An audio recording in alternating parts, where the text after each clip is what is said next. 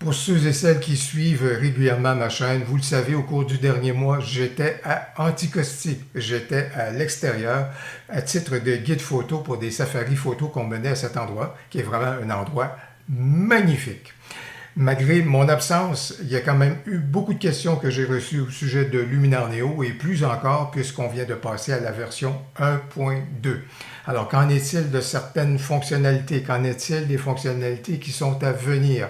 Alors, aujourd'hui, questions-réponses au sujet de Luminar Neo et ça ne fait pas exception. Voilà donc un logiciel qui amène son lot de controverses, son lot de questionnements. Voilà donc ce qu'on va examiner maintenant.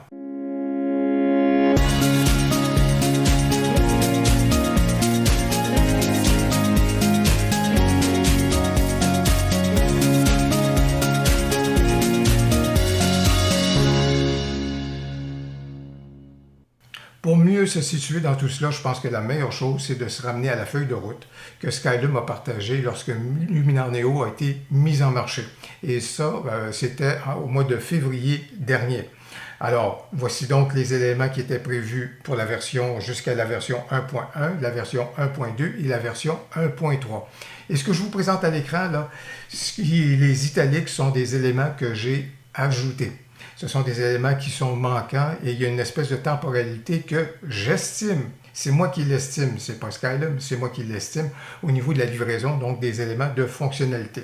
N'empêche que par rapport à ce qui est prévu, évidemment avec le crochet vert, voici donc des éléments qui ont été livrés. Le dernier en liste, là, je vous dirais le Dodge and Burn, donc densité plus et densité moins, qui vient juste d'arriver, donc avec la version 1.2. Je ne l'ai pas ramené dans la deuxième colonne, mais je l'ai laissé quand même dans la première colonne. Mais même dans la version 1.1, on voit qu'il y a des éléments qui sont toujours manquants. Je vais me ramener à la feuille de route pour apporter une certaine logique aux informations que je veux partager avec vous, mais je vais glisser de temps en temps une question en vrac là, qui m'a été soumise. La première qui m'a été soumise, par exemple, c'est j'utilise Lightroom et Photoshop, est-ce que Luminar Neo m'apporte quelque chose de plus? Ben, la réponse à cela, surtout si vous travaillez beaucoup avec Photoshop, je vous dirais que Luminar Neo vous apporte probablement rien de plus que vous n'avez déjà. Il y a peut-être certains outils en intelligence artificielle qui sont différents de ceux de Photoshop.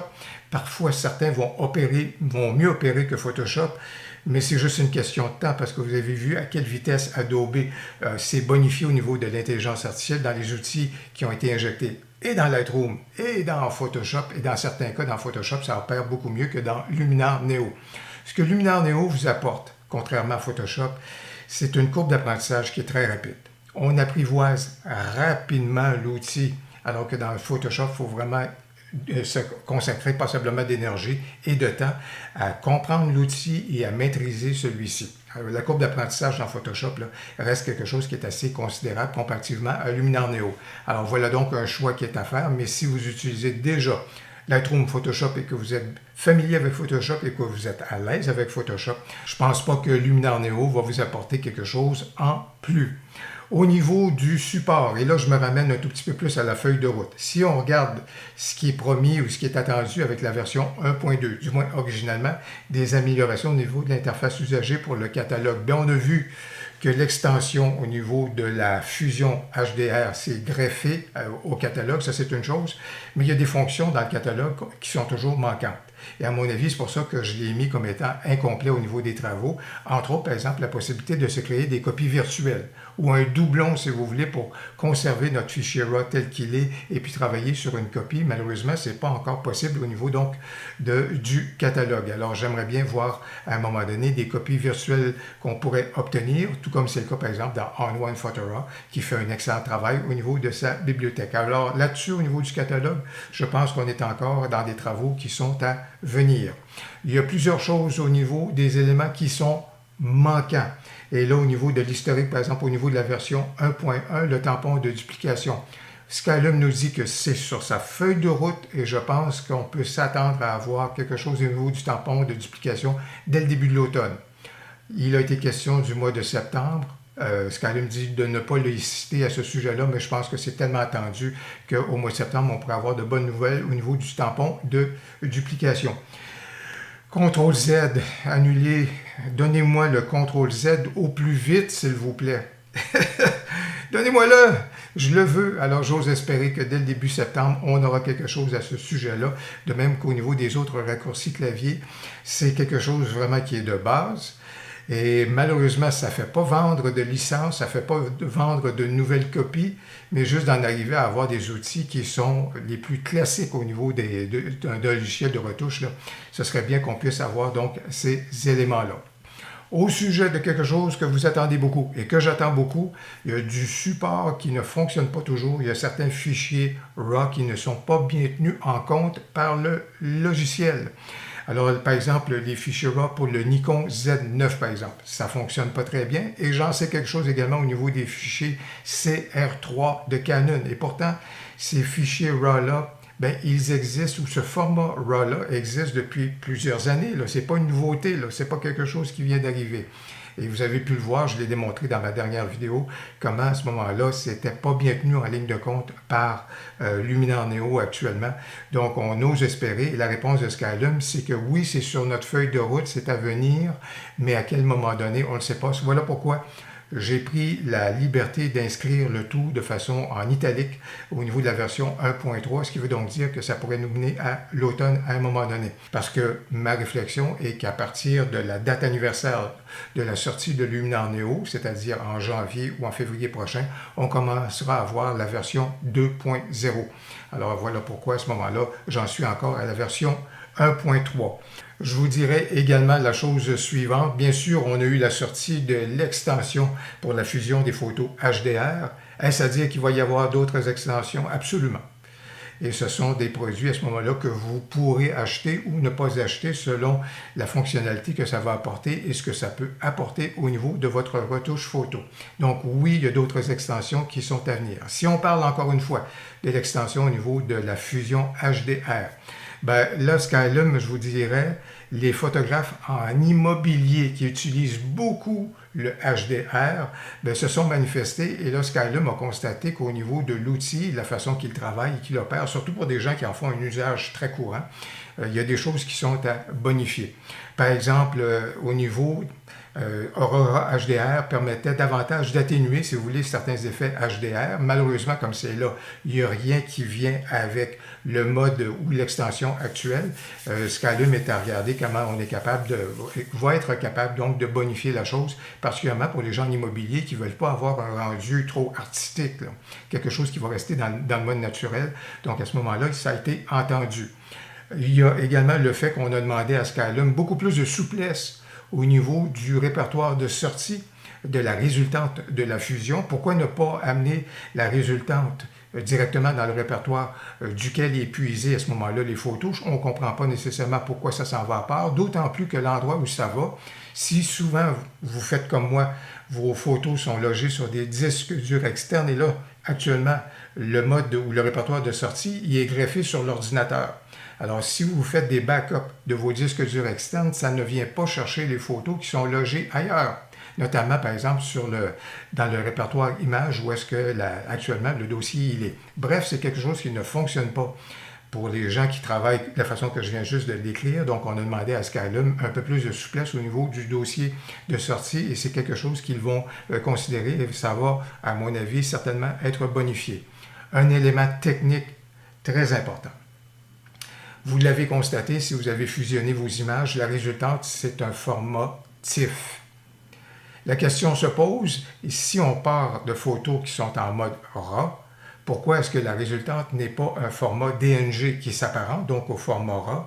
Et entre autres, si jamais la balance de blanc est à bonifier, bien, lorsque vous travaillez avec un format TIFF, bien, c'est pas mal cuit. Hein?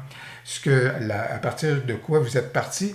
À ce moment-là, la balance de blanc, vous aurez beau corriger la balance de blanc dans votre format RAW, l'extension de fusion travaille juste avec le format RAW, en fait, épure complètement les retouches que vous avez faites. Revient à l'original. Donc, la correction de balance de blanc que vous auriez pu faire dans vos RAW n'est pas tenue en ligne de compte. Et pire encore, à ce moment-là, la sortie est en TIFF. Ça veut donc dire que la balance de blanc, si elle n'est pas correcte à l'origine, avec le format TIFF, c'est un peu plus costaud.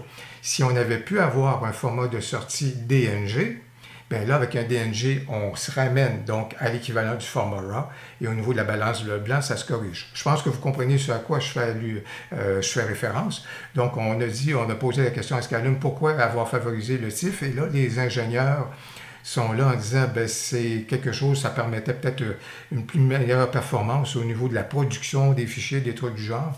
Mais là, on a semé quelque chose là, dans leur esprit là, qui n'a pas été tenu en ligne de compte. Donc, encore une fois, c'est pour ça que je dis qu'il y a peut-être des choses qui vont être améliorées.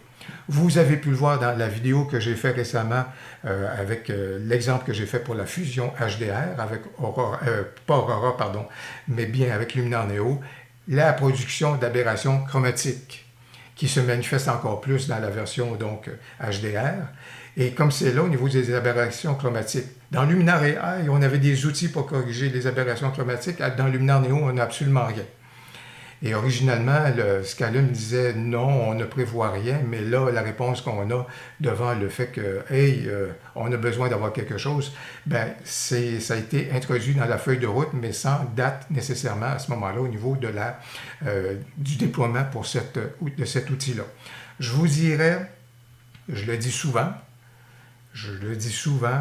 dire qu'on a injecté un outil pour les aberrations chromatiques dans un logiciel, ça fait vendre ça de nouvelles licences. C'est pas spectaculaire, ça apporte rien au niveau de la mise en marché. C'est pas quelque chose qui est wow, mais c'est quelque chose qui est nécessaire. Ça fait partie des outils de base, donc c'est pour ça qu'à un moment donné, les aberrations chromatiques, c'est important. Pour les gens, ça a été soulevé avec la fusion de HDR. Est-ce qu'on va pouvoir en arriver à un traitement en lot? Et particulièrement, encore là, les photographes qui sont dans le domaine de l'immobilier viennent dire « je fusionne mes photos en HDR ». Et là, je ne veux pas les faire à la pièce parce que j'arrive d'un shooting à ce moment-là immobilier et j'ai une vingtaine de photos, j'ai une quinzaine de photos à traiter. Je ne suis quand même pas pour les faire une à la fois au niveau de la fusion HDR. Alors, ça a été introduit dans l'esprit des ingénieurs. On a besoin d'avoir le traitement en lot. Quand est-ce qu'on va l'avoir? Je me suis permis de le mettre à titre de, si vous voulez, de référence au niveau de la version 1.3, mais encore une fois, c'est une liberté que je prends. Ce n'est pas une garantie de la part de Skylum, mais absolument pas. Au niveau des calques, on a quelque chose qui s'annonce pour le début de l'automne, ça va être les calques de fusion. Alors ça, c'est quelque chose qui va pouvoir arriver, mais par contre, ce que j'aime bien et ce que plusieurs parmi vous apprécient, c'est les calques estampillés. Quelle est la différence entre un calque de fusion et un calque estampillé? Un calque de fusion, ça prend tous les calques sur lesquels vous avez travaillé et ça les transforme qu'en un seul calque à ce moment-là, et vous venez de perdre tous les calques. Tandis que le calque estampillé, qu'est-ce que ça fait? Ça fusionne tous les calques, mais ça conserve ces calques-là pour créer un autre calque qui, lui, rassemble les fameux calques. Alors, si vous voulez poursuivre la retouche sur un calque estampillé, ça vous permet de préserver les calques précédents tels qu'ils existent et de travailler sur celui-ci, tandis que le calque de fusion, on fusionne tout et là, vous travaillez à partir de cette fusion-là. Et si ça ne fonctionne pas, et si vous n'avez pas CTRL-Z, et si on n'a pas CTRL-Z, on va s'ennuyer. On va vraiment s'ennuyer. Alors, à ce moment-là, c'est quelque chose donc que j'espère bien voir arriver, je l'espère, à l'automne, mais en tous les cas, il n'y a pas de garantie de la part de Skylum à cet effet-là. Eh bien, voilà donc certaines informations dont je dispose et que je tenais à partager avec vous. Voilà également certaines réponses à des questions que vous m'avez posées que je souhaitais également vous faire connaître. Et encore une fois, je veux juste le rappeler, la feuille de route que je viens de partager avec vous, notamment les portions qui sont en italique, ce sont mes ajouts, ce sont les libertés que j'ai prises pour ajouter des éléments de contenu pour qu'on puisse peut-être voir la suite des choses. Skylum nous a dit qu'il comptait partager avec nous une nouvelle feuille de route d'ici peu. On verra à ce moment-là effectivement cette feuille de route-là et je n'hésiterai pas à partager celle-ci avec vous le cas échéant. Si vous avez aimé ma vidéo, n'hésitez donc pas à cliquer sur j'aime et surtout, n'hésitez pas à commenter ou encore me faire part de certaines autres questions que vous pourriez avoir au sujet de Luminar Neo. Ça va me faire plaisir d'y répondre. Au plaisir, à la prochaine.